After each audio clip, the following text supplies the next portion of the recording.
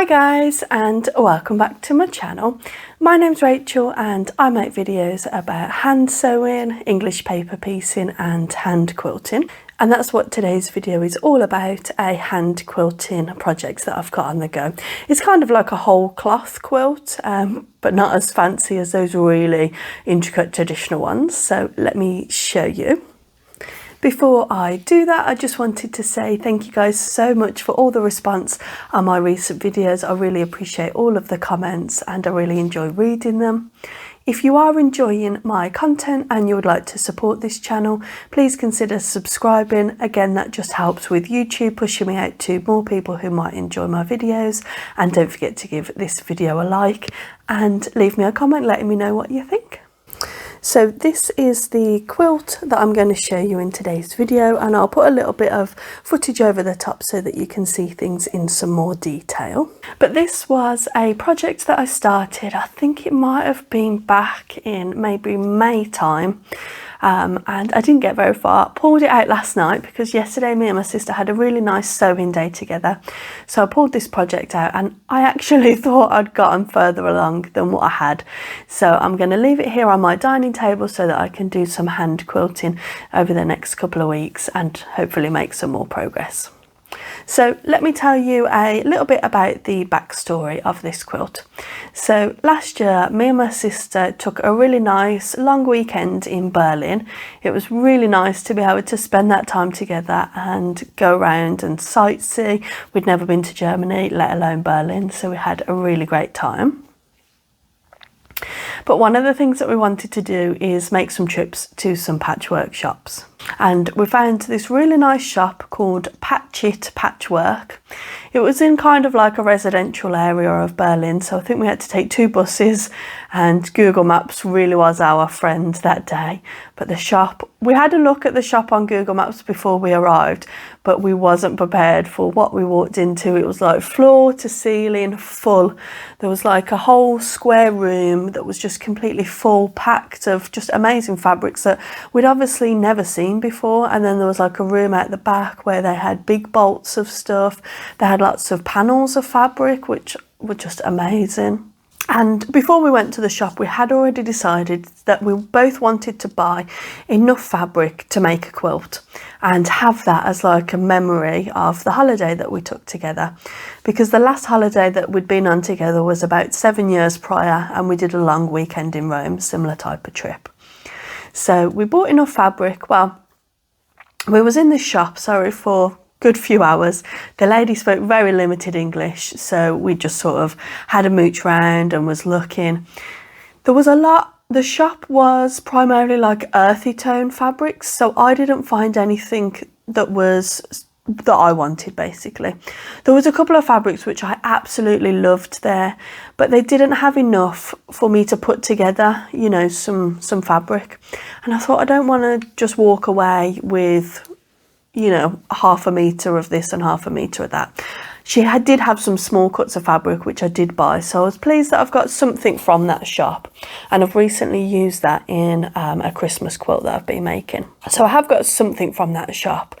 My sister bought so many amazing fabrics, just absolutely beautiful, and she finished her quilt last night, so she was really pleased because we had that sewing day yesterday. I'll try and put some footage at the end of the video, but it's filmed in the wrong orientation for YouTube, so I do apologise that it's the wrong way around, but I will still include that in this video. So then we'd already saw on Google that there was another patchwork shop called Quilting, I think you would pronounce it, K-O-R-B, quilts or quilting. So we went there. That was closed. We saw a sign on the door. Oh no, the opening hours, I think we arrived just outside of the opening hours. She closed for lunch, I think, from memory. So this was 2 buses away from our original shop that was 2 buses away from our hotel. So we was like, okay, let's explore a bit in the local area. We went round, I think it was like Old Berlin or Old Town type of thing. So we had a mooch around there. We went back for what we interpreted to be the opening times. Closed. I was like, what?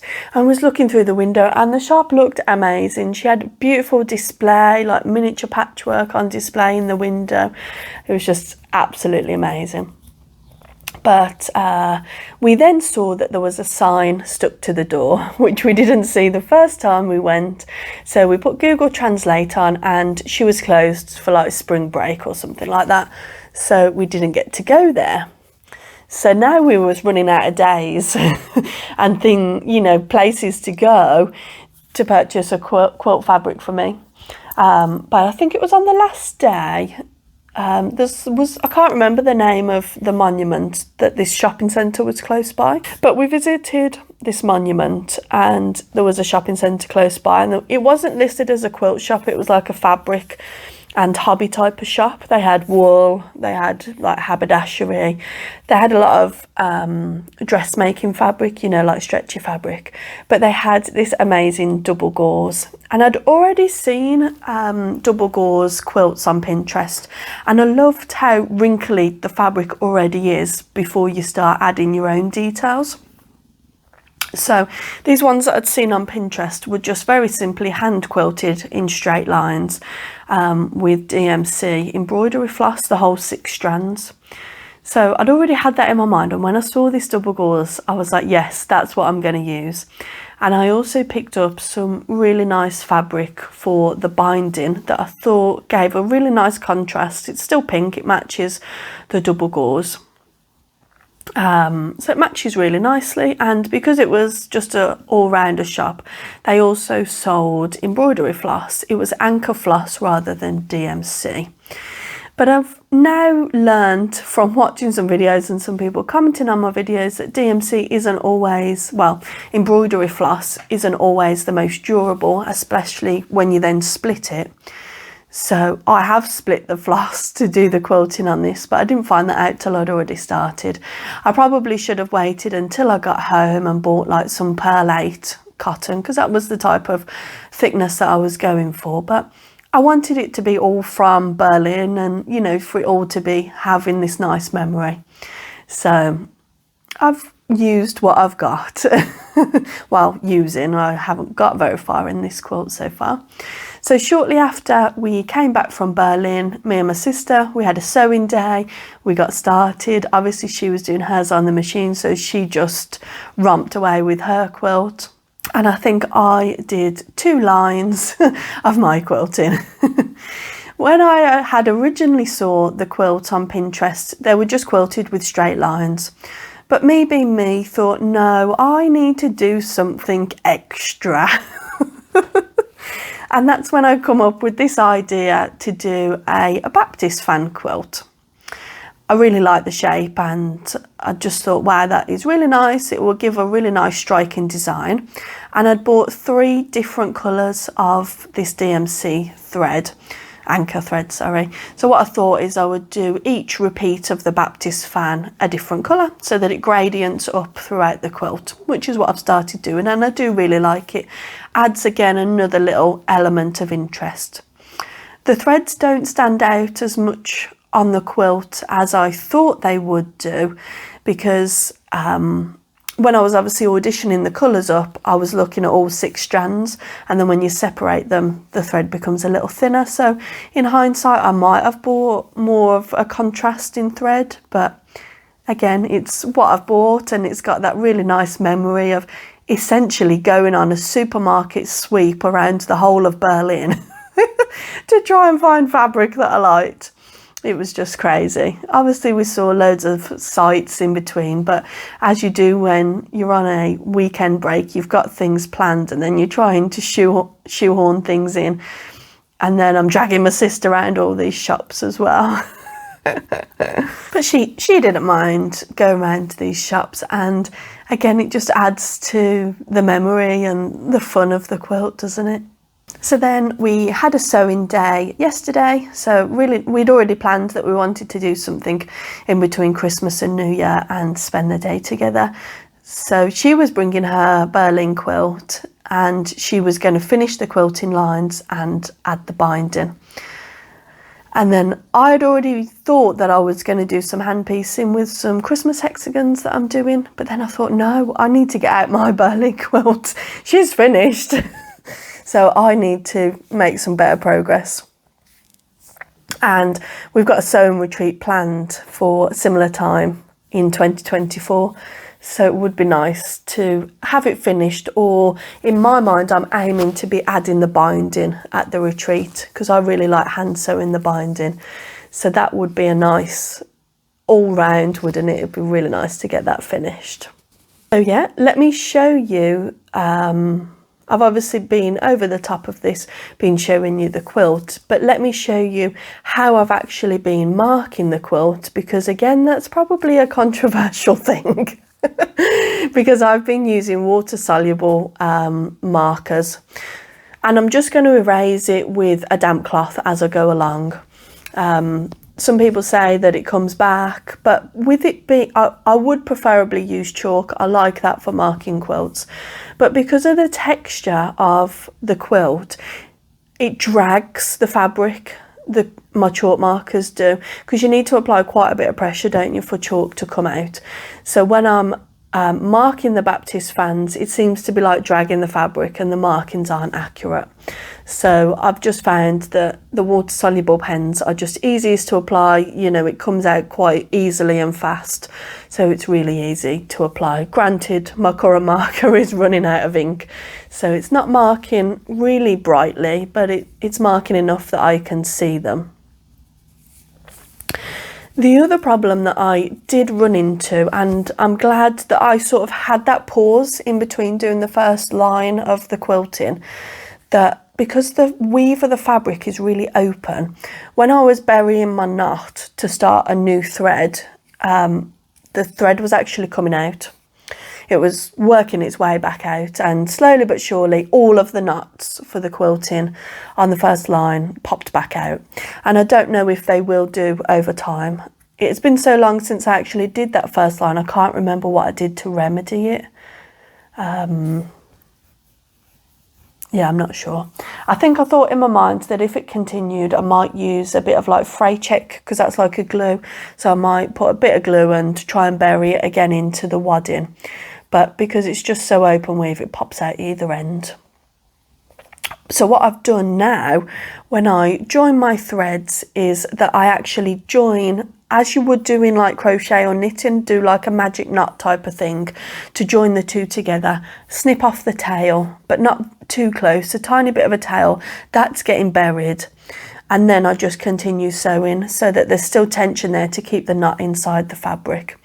So just be warned that that could happen if you decide to do a project with double gauze. The knots are a little bit tricky, but I tell you what, it is so scrumptious, this quilt. I can't wait to sleep underneath it. It's just a little bit bigger than a single size, so I can't wait to put it on the bed. My partner doesn't like to sleep underneath quilts, he just likes the duvet on the bed. So what I like to do, he gets a lot hotter than me, so I put a quilt over my half of the bed and then the duvet as well, so I'm just like layered up and he just has the standard one. So for me, making something that is a single or a twin size, maybe smaller than a double, is ideal, because we've got a super king size bed and there is no way in hell I am hand quilting a super king size bedspread. Not when the other person doesn't want to sleep underneath it as well. So what I'm hoping to do with this quilt is leave it out on my dining table and try and do it regularly, because like I say, in April I think it is, we're going away and I would like to be adding the binding at that point.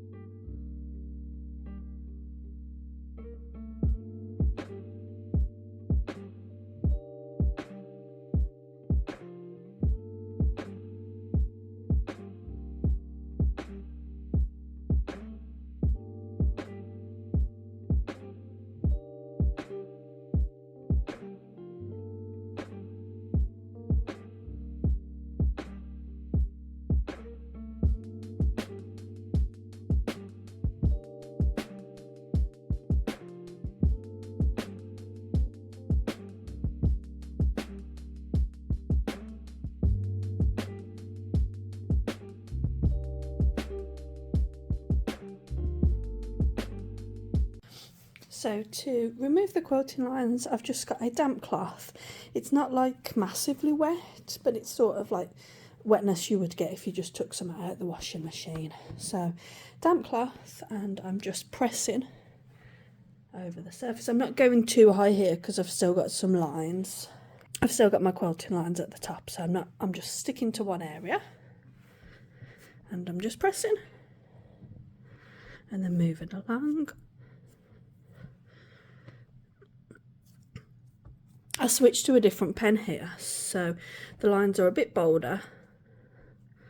So I'm just holding the cloth on just a touch longer. And this way you're not soaking it through, you're just getting the top layer wet, and then when the quilt's finished you can just wash it as normal, just to get any last little bits of the marks out, so it's not wringing wet.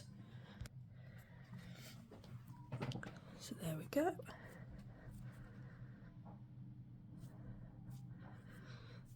There we go, pretty much all gone. Just a few little tough areas, but like I said, on the lower part of the quilt I was using a pen that had almost ran out, and when I got to this section it was a bit too difficult to see. So I had to switch to a brand new pen which just dispenses a little bit more ink.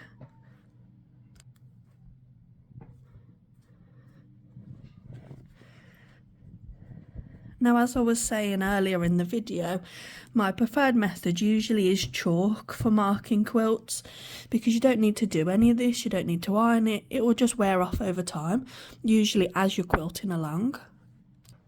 But because of the texture of this quilt, you can imagine that when you draw like that, it actually pulls the fabric. So you need something that you don't have to put a lot of pressure on to get it to apply the mark.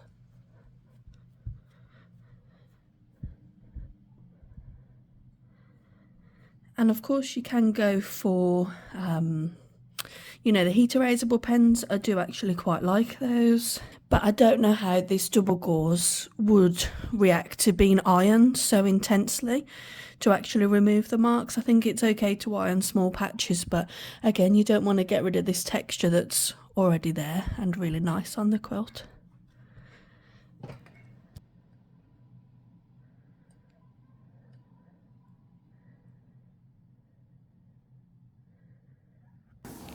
I should also mention that this essentially a ruler that I made to create the markings is something that I just made myself. I think you can buy Baptist fan templates and things, but I just thought I'm going to make one myself.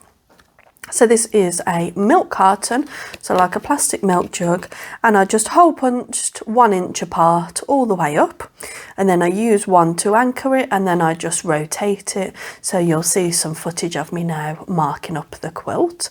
But yeah, I just wanted to show you that you don't have to buy expensive rulers and things, you can just DIY things at home. You could use the plastic template stuff because this has got a little ridge in it because of the nature of the milk jug, but it works perfectly fine for me.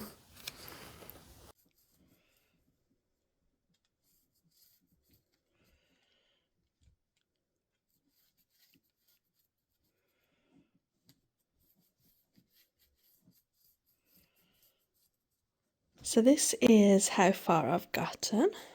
I think I've almost done 2.5 rows since I recorded at the beginning of the week. I was hoping to get this top row here completed, but I've just been doing it on the evenings and time really runs away with itself. But as you would have saw in a couple of clips ago, I've been removing all of the pen marks. But I think I calculated that it would be about 13 repeats, and I'm on number 5 now, so I'm about a third of the way. But what I've decided I'm going to do is have a week on, a week off, so a week working on this, which I've pretty much done, and then I'll alternate to another project and do a week on that project and then come back to this, because this has to be out on the dining table, so it is a little bit in the way, but I don't mind too much. So I really hope that you've enjoyed watching this video, and do stay tuned for some updates. The sun is really coming through here. Oh, I forgot to mention, and I hope you can see that there are different colours of thread as well. It's a bit difficult when the sun's shining because it really creates these shadows, but you can see how wonderful and textured the fabric is. But yes, I will see you in the next video, which will be an update on my temperature quilt. But thank you so much for watching. Take care.